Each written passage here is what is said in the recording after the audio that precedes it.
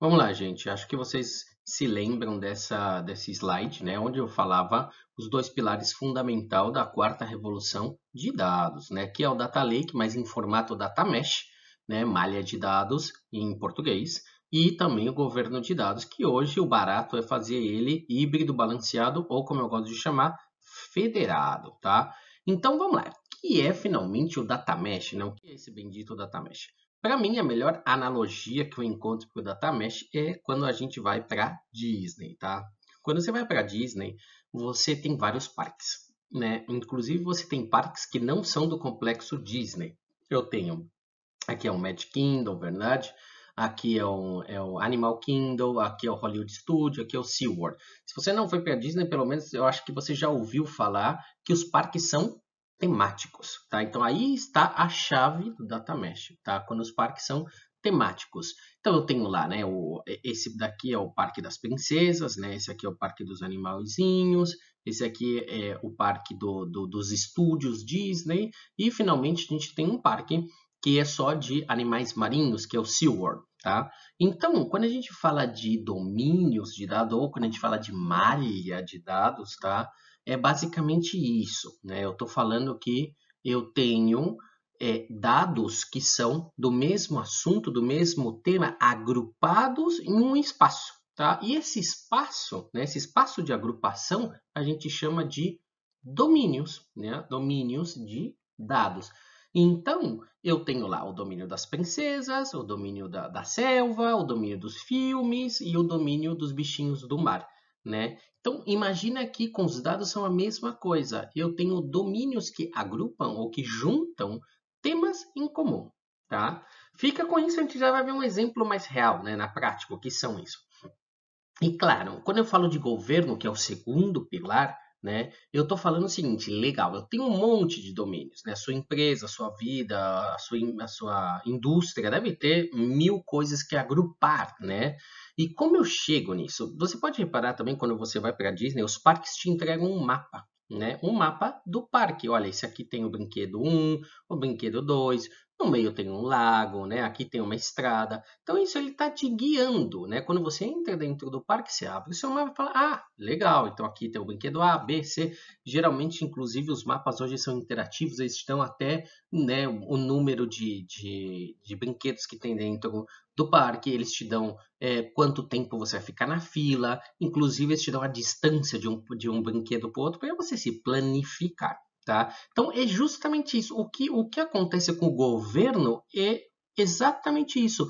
O governo técnico, porque o governo se divide em técnico e o governo funcional. O governo técnico, tá? Ele te entrega justamente um mapa, né? O mapa dos meus domínios, para eu não me perder dentro dos dados, tá? Então eu vou lá, eu simplesmente abro o meu mapa e falo, ah, legal, aqui está o domínio de cliente, aqui está o domínio de finanças e assim por diante, tá? Vamos para a próxima que vocês vão entender melhor. O governo funcional, tá? O governo funcional, ele se preocupa com a planificação. Então imagina que você vai para a Disney, tá? Vamos lá para a Disney. Mas que parque vamos visitar primeiro? Existe algum parque que a gente não vai visitar? Que horas a gente vai comer? Aonde a gente vai comer? Alugamos um carro, sim ou não? Onde vamos dormir? Quanto dinheiro vamos gastar? Tá? Essas perguntas são perguntas que eu preciso responder antes de viajar, antes de entrar, de embarcar nessa jornada, né? Nessa viagem. Então, isso que a gente chama de governo funcional. Tá? Então, são as perguntas que eu preciso fazer. Quantos domínios eu vou ter? Tá? Eu vou ter domínios por gerência? Eu vou ter domínios por negócio? Onde eu vou colocar meus domínios? Que cloud provider eu vou utilizar? A gente já viu isso na aula anterior, verdade? Ou seja, que nuvem eu vou utilizar?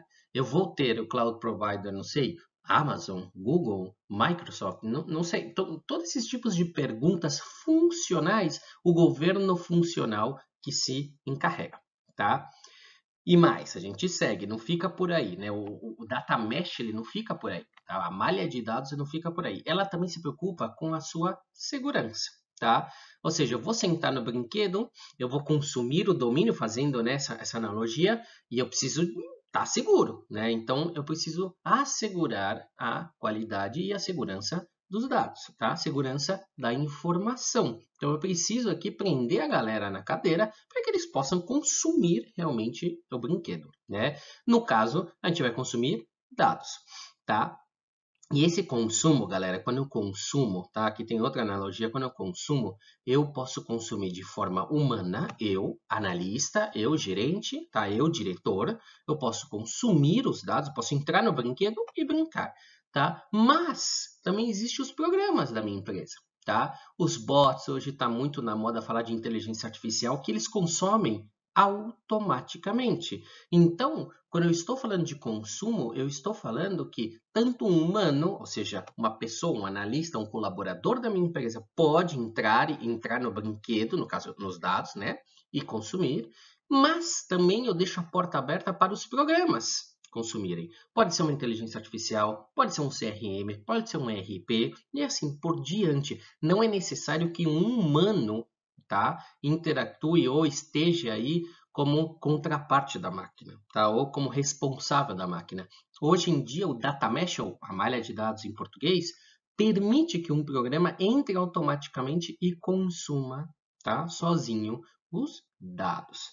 Legal? Então, olha a diferença. Eu não agrupo mais os dados em um local, em um único local, tá? Eu subdivido as minhas agrupações para criar, né, domínios. Porque antigamente como é que era? Lembra lá das primeiras aulas? Eu extraio, coloco dentro de um data warehouse e eu consumo de um único ponto de dados, tá? Agora não mais. Eu tenho domínios, eu tenho vários pontos de consumo, tá? Por isso mesmo que a gente representa como uma malha, né? Se vocês verem, é uma malha, né? Tem os nós, e esses nós estão conectados com ferro, né? No caso, na nossa analogia com ferros, e esses ferros fazem a conexão como se fossem neurônios, né? Então, isso é uma malha de dados, onde cada bolinha, né? Ou cada espaço, que a gente chama de domínios, tem a sua função. Legal, Leandro, mas vamos ver um exemplo um pouco mais real, né? Então, isso seria, como exemplo, uma malha de dados no mundo real. Eu tenho o espaço de clientes, tá? Onde eu tenho vários tipos de consulta que eu posso fazer, ou na analogia de dados, subdomínios que eu posso fazer, né? Que eu chamo de base única de cliente, experiência, né? Uma consulta, uma solicitude, um reclamo, né? Marketing, campanhas, redes sociais, tá? Aqui está em espanhol porque é um exemplo em espanhol, mas dá igual. Locatários, né? Ou seja, as pessoas que alugam um espaço, né? A base única, eu tenho o relacionamento com eles, experiências, vendas, né? De locatários, administração, finanças, omnicanalidade, operação em centros comerciais, tá? Eu posso ter recursos humanos e assim por diante. Eu vou agrupando assuntos, temas da minha empresa em um domínio, ou seja, em uma parte, em um parque, se você quiser lembrar da analogia, eu agrupo num parque, né, e ali eu posso jogar. A graça, tá, da malha de dados é que elas estão interconectadas, né? Então eu posso consumir clientes e ao mesmo tempo posso consumir dados de administração, tá? Cliente, administração e posso fazer minha consulta com o quê? Vocês lembram?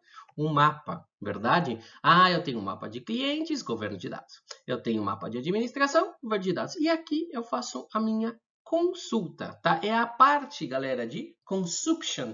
É a última capa do meu Data Lake. Se vocês voltarem a algumas aulas, vocês vão ver que a última capa é a capa de consumo, né? E aí está governada para que vocês possam fazer qualquer tipo de análises. Certo?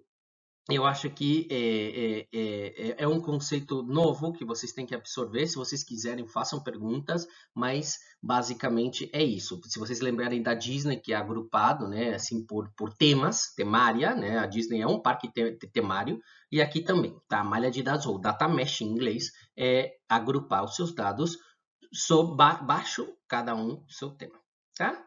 Legal, vamos para a próxima, que vai ficando cada vez mais interessante.